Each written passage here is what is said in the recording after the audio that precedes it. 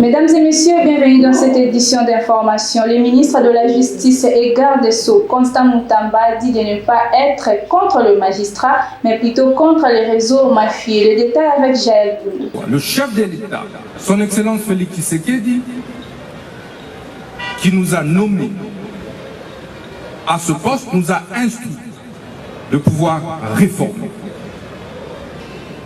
C'est à cet effet que nous avons pensé la bancarisation de tous les droits, taxes et redevances qui sont perçus à l'initiative du ministre de la Justice.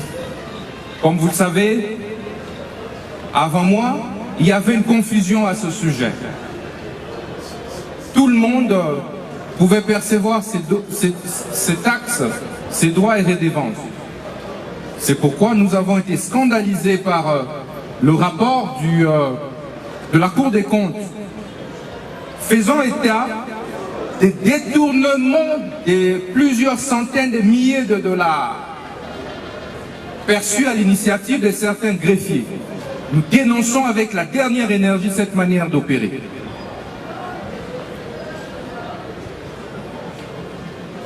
C'est pourquoi je voudrais attirer votre attention, attirer l'attention du peuple congolais, des justiciables,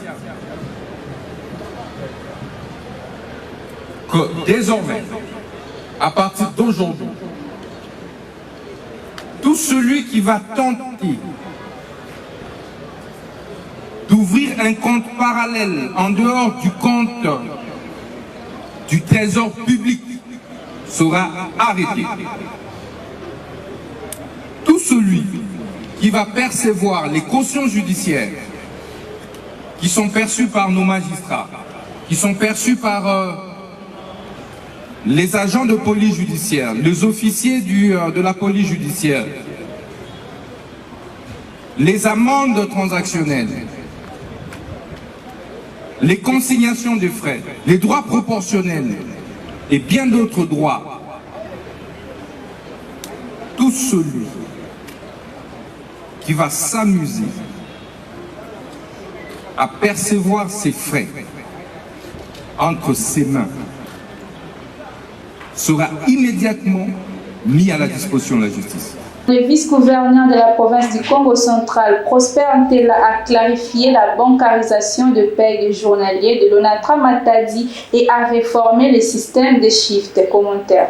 La bancarisation de la paye de travailleurs temporaires de l'ONATRA et la régularisation du système des shifts de ces derniers ont fait l'objet ce mardi 20 août 2024 à l'hôtel du gouvernorat d'une séance d'explication et d'une mise au clair de la situation qui prévaut dans cet office national entre le vice-gouverneur Prosper Ntela et le directeur du département des ports de l'ONATRA pour Médard Ntimba, accompagné des directeurs d'exploitation et de l'administration et finances. La bancarisation de salaires des journaliers est mise en marche pour répondre aux instructions de sa hiérarchie. Son Excellence nous a invités pour une séance de travail par rapport à une note qu'il a reçue de nos journaliers, par rapport à la situation qui prévaut au port.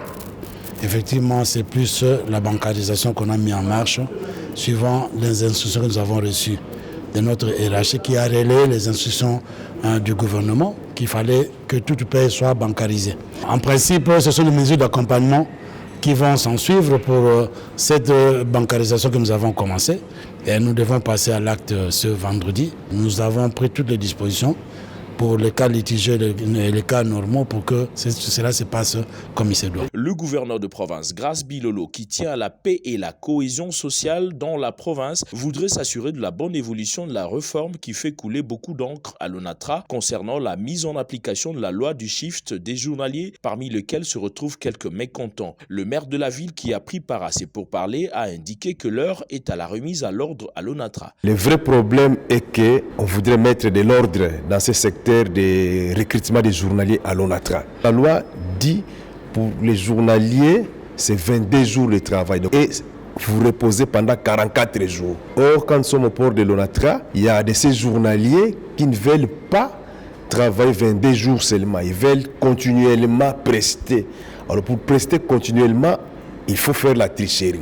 La tricherie signifie qu'il faut changer de nom Comme ça, vous travaillez 22 jours avec le nom X, le 22 jours suivant, vous travaillez avec un autre, le nom Y, et ça continue comme ça. Ça, c'est de la tricherie.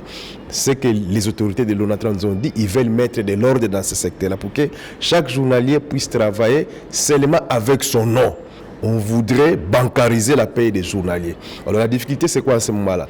Les journaliers qui changent de nom aura difficile à aller toucher son salaire avec un autre nom. Pour rappel, les deux dossiers ont soulevé certains journaliers litigieux dont les dossiers devraient être étudiés avant la mise en marche de la bancarisation et le respect de la loi sur le shift qui, désormais, sera définitivement appliqué.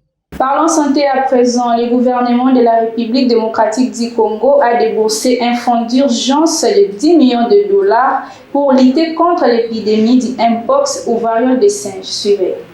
Et le gouvernement tenait à rassurer la population sur l'ensemble des mesures qui sont prises, mais également au niveau du gouvernement sur instruction de son Excellence Monsieur le Président de la République, chef de l'État, son Excellence Félix Antoine Tshisekedi Tshilombo. Nous avons tenu au niveau du ministère des Finances à disponibiliser les ressources qui vont aider à ce que nous puissions attaquer ces fléaux avec l'accompagnement de nos partenaires. C'est pour cette raison que nous avons eu cette séance de travail pour disponibiliser un montant en premier lieu qui va aller de 6 à 10 millions de dollars pour une prise en charge urgente de la situation et en espérant que les partenaires vont venir pour essayer d'aller ensemble dans ces bateaux et endiguer ces fléaux. Je vais laisser la parole à son Excellence Monsieur le Ministre de la Santé publique qui pourra dire et informer la population sur l'ensemble des mesures qui sont prises et sur les précautions qui sont détaillées dans ces programmes urgents pour aller de l'avant et contenir cette situation. Merci beaucoup, Excellence Monsieur le Ministre des Finances. Pour un ministre de la Santé dans une situation de crise comme ça, la décision du ministère des Finances d'accompagner cette riposte est vraiment cruciale. Cruciale parce que nos partenaires nous regardent, ils voient bien que le gouvernement lui-même prend la chose entre les mains et en ce moment-là, tous les partenaires se mettent à bord.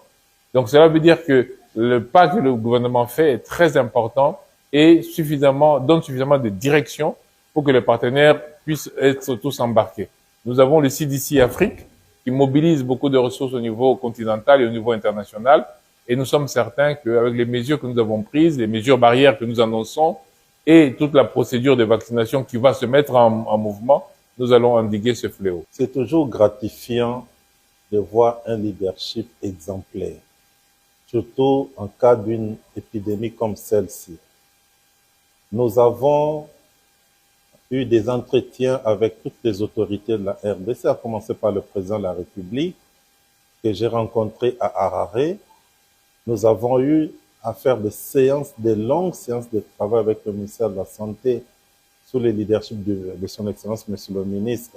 Nous avons rencontré la Première ministre aujourd'hui et en venant rencontrer le ministre des Finances, après cette séance de travail fructueuse, il nous annonce très clairement cette enveloppe entre 6 à 10 millions de dollars, dont le premier décaissement pourrait commencer à partir de demain, pour répondre à cette épidémie. Nous avons pris des mesures de notre côté. Merci, Monsieur le ministre des Finances, pour votre engagement. Et ça, nous mettons ça en lettres d'or. Et dès la semaine prochaine, quand j'ai la réunion au niveau global avec tous les partenaires, je ferai en sorte que tout le monde sache le fort engagement. Un accident de circulation s'est produit sur la route nationale numéro 1 à Madimba, dans la province du Congo central, et plusieurs morts sont signalés. Les détails avec Fortune Elbé. Un accident de circulation survenu vers 2h du matin, ce mercredi 21 août 2024, à quelques kilomètres de l'entrée Tata Wanda sur la nationale numéro 1 dans le territoire de Madimba, en provenance de la société de cimenterie PPC, transportant des sacs de ciment, de marchandises, des passagers, causant ainsi plusieurs décès et dégâts matériels très importants.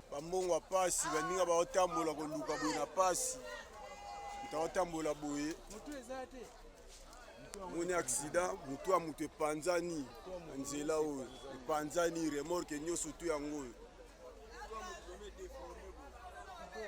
mbongo apasi boyo mutu aluka musala na eta yeyo mutu amona yeba lisuteke mutu nyaza mutu chauffeur akimi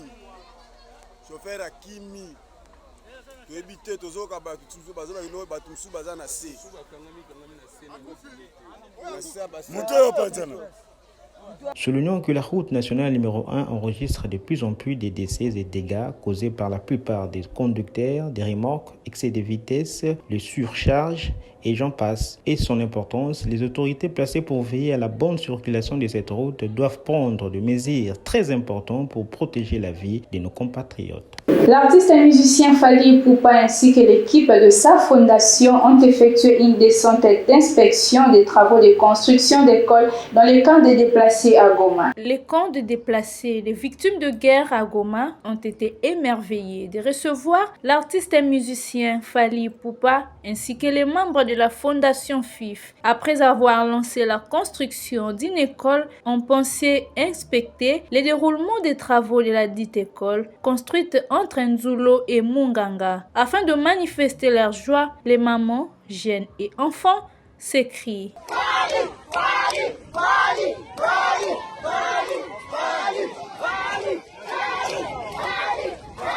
Comme d'habitude, la Santé Radio-Télévision vous explique le bienfait de la graine de courge, communément appelée Mbika, et vous conseille sa consommation régulière pour vous prévenir de différentes maladies. Suivez. Le grain de courge, appelé communément Mbika, sont des graines oléogeneuses, c'est-à-dire riches en lipides, contient beaucoup de microéléments comme magnésium, calcium, zinc, cuivre et la potassium. Riche en protéines, contient des microéléments comme vitamine A, vitamine D, vitamine E et vitamine K, dites liposolubles. Riche en fibres et en acides gras insaturés. Le grain de courge sont des remèdes naturels utilisés depuis longtemps pour traiter le trouble urinaire, la prostate et les irritations de la vessie. Favorise l'assimilation et le bon fonctionnement du corps, combat l'anémie, protège les cellules de l'organisme, aide à augmenter la masse musculaire, aide à lutter contre le parasite intestinal, sont un excellent moyen de lutter contre la fatigue.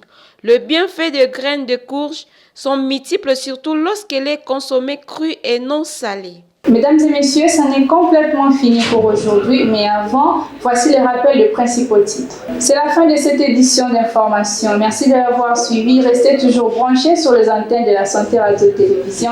Et quant à moi, je vous dis au revoir.